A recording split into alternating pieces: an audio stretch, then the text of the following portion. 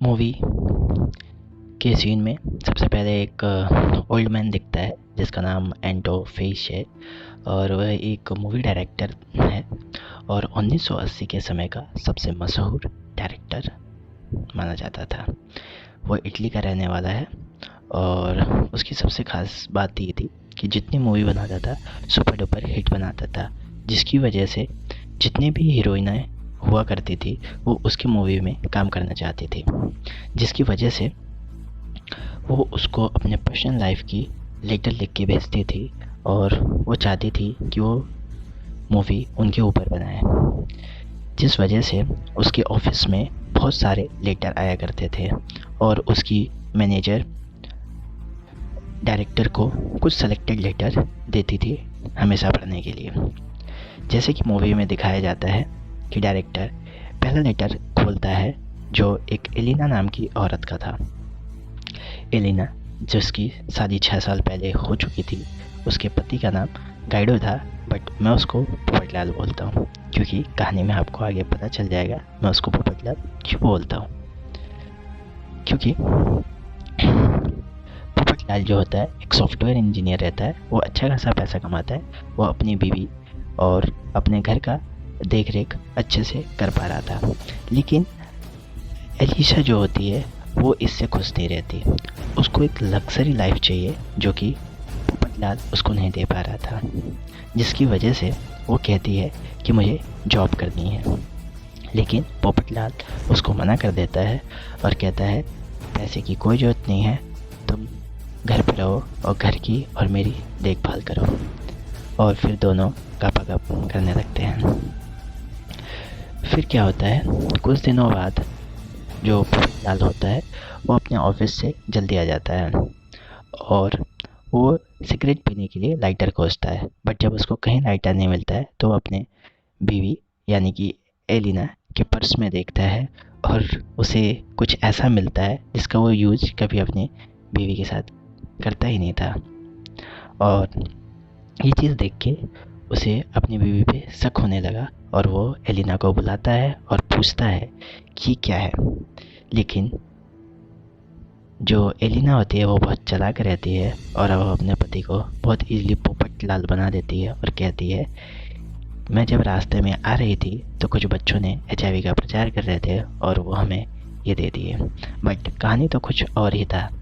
कहानी ये था कि एलिना जो रहती है वो देर देर रात तक आती है और वो एक जॉब ज्वाइन कर ले रहती है और वो नौकरी आप सबको पता है जिसमें पैसा बहुत ज़्यादा जाता है और मज़ा भी।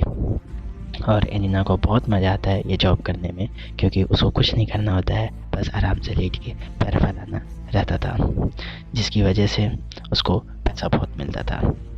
बट एक दिन अचानक एलिसा का हस्बैंड पोपटलाल वहाँ पे पहुँच जाता है और कहता है और वो देखता है सारी औरतों को, जो कि एलिना देख के डर जाती है कि ये कहाँ से आ गया और उसे लगता है कि उसके पति को पता चल गया है, लेकिन ऐसा कुछ नहीं होता है। पोपटलाल भी वहाँ मज़े लेने के लिए पहुँचा रहता है। और फिर अभी आपको पता चल जाएगा कि मैंने इसको पोपटलाल नाम क्यों दिया, क्योंकि जब वो सारी लड़कियों को देखता है तो वहाँ पे भी उसको अपनी बीवी ही पसंद आती है, क्योंकि जो उसकी बीवी होती है वो कलर चेंज करके, हेयर कलर चेंज करके और फेस पे इतना ज़्यादा मेकअप लगाती है क्योंकि जिसकी वजह से उसका ओरिजिनल लुक किसी को पता नहीं चलता है। और पोपटलाल उसको रूम के अंदर ले जाता है और एलिसा जो होती है वो डर जाती है, उसे लगता है कि उसके पति को पता चल गया, लेकिन उसके पति को कुछ नहीं पता रहता और वो उसके साथ एंजॉय करने लगता है। फिर पोपटलाल कुछ देर बाद जब अपने घर आता है तो उसकी बीवी भी एलिसा आती है और एलिसा बहुत डरी रहती है कि आज उसे घर पे बहुत डांट पड़ने वाली है, लेकिन जब एलिसा घर पे आती है तो देखती है ऐसा कुछ नहीं है, सब कुछ नॉर्मल है, तो उसे समझ आ जाता है कि उसका पति सच में पोपटलाल है और वो खुश हो जाती है। और ऐसे ही डेली उसका पति वहाँ जाता है और अपने बीवी को ही वहाँ पैसे दे दे के ठोकता है और अपने बीवी पैसे उड़ाता है और ऐसे एलिसा के पास बहुत सारे पैसे हो जाते हैं और वो अब चाहती है कि उसके साथ डायरेक्टर जो हों उसके ऊपर मूवी बनाए। फिर यहाँ पे दिखाता है कि डायरेक्टर जो होता है एंड ऑफ फ्रेश वो एक नया लेटर खोलते हैं, और नया लेटर जो खोलते हैं वो एक रेंडा नाम की लड़की ने भेजा रहता है। मैंने बोला रेंडा, आप कुछ और मत समझना। रेंडा नाम की लड़की ने लेटर भेजा रहता है, और वो भी ऑलरेडी मैरिड रहती है। लेकिन उसके साथ प्रॉब्लम ये रहती है कि उनकी शादी को 2 साल बीत गए होते हैं, और उनको अपने लव लाइफ में मज़ा नहीं आता, क्योंकि वो लव लाइफ होता नहीं है, वो केवल 2 साल उनकी टोकाई लाइफ होती है, जिसकी वजह से 2 साल में वो बोर हो गए होते हैं। फिर उन्होंने एक नया तरीका खोजा, और उस नए तरीके में उन्होंने डिसाइड किया कि जब भी वो गपागप करेंगे तो वो एक दूसरे का फ़ोटो खींचेंगे, जिसकी वजह से जब भी उनको नेक्स्ट टाइम करना होगा तो वो फ़ोटो देख के अपने अंदर की उत्सुकता को जगाएंगे।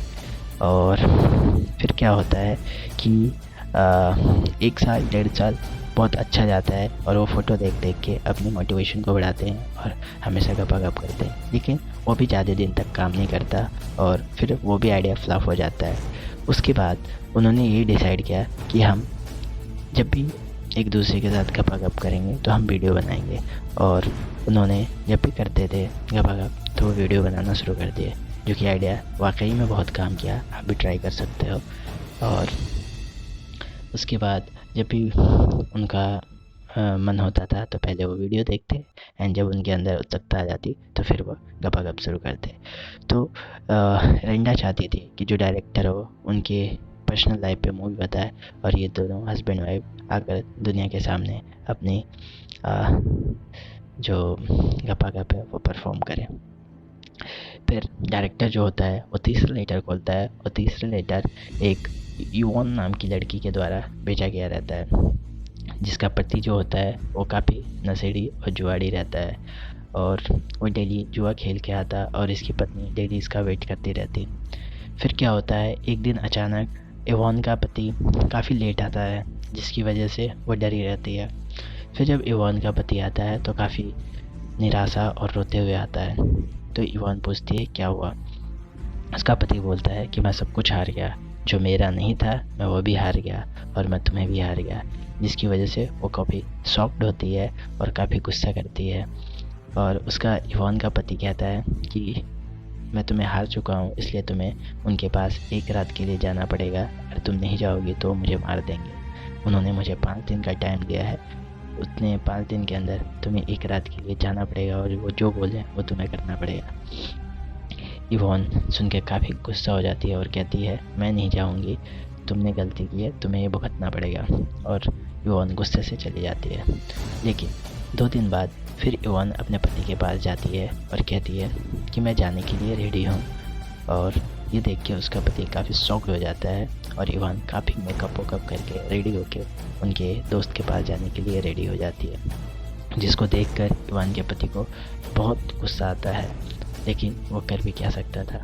फिर इवान चली जाती है। फिर इवान शाम को आती है, और शाम को जब इवान का हस्बैंड इवान को देखता है तो काफ़ी शॉक्ड रह जाता है, क्योंकि इवान पूरा दारू पी के टल रहती है, और वो कहती है कि मुझे बहुत मज़ा आया, और तुम्हारा तो बहुत छोटा दिल, कुछ गलत मत समझना। इवान कहती है कि तुम्हारा तो दिल बहुत छोटा है, हम लोगों का दिल तो बहुत बड़ा है, हमने बहुत पिया, हमने बहुत मस्ती किया। और फिर इवान से कहती है कि तुम मुझे फिर कब दाव पे लगा रहे हो, मुझे फिर जाना है और मुझे फिर एंजॉय करना है। ये देख के इवान काफ़ी गुस्सा होता है और शर्मिंदा होता है, और वो डिसाइड करता है कि वो ज़िंदगी में अब कभी जुआ नहीं खेलेगा। और यहीं पे मूवी ख़त्म हो जाती है। धन्यवाद।